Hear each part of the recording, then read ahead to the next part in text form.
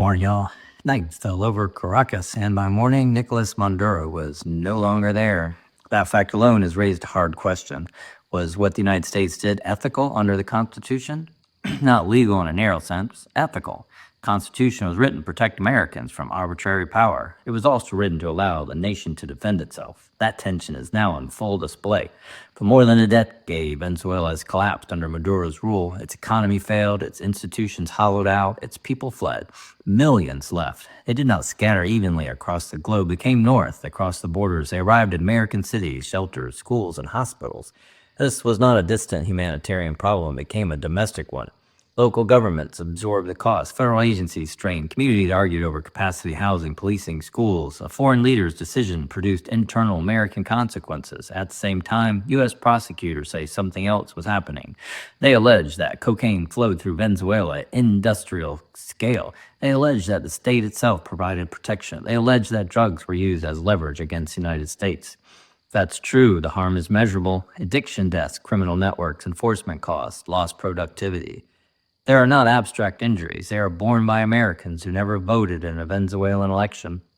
The Constitution gives Congress power to declare war. It also makes president commander-in-chief. It does not say the president must wait while harm accumulates. It does not say Americans must absorb damage until Congress acts. Historically, presidents have used force when the nation was being injured, even without formal war declarations, sometimes wisely, sometimes not. Ethically, the question becomes narrower.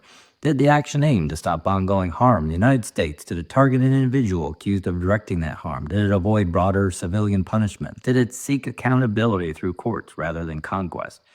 This was not an invasion to hold territory. It was not an annexation. It was not occupation. Its stated goal is arrest and trial. That matters. The Constitution is not a pacifist. It's restraining. It allows force when necessary, demands justification. If a foreign leader drives mass displacement in the United States and is accused of weaponizing narcotics against it, the ethical claim shifts. The burden moves to why act to why tolerate it.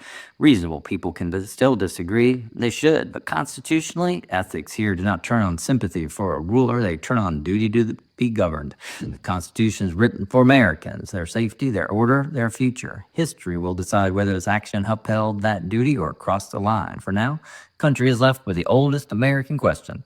How far can power go before restraint fails or before restraint itself becomes neglect? Los Aves.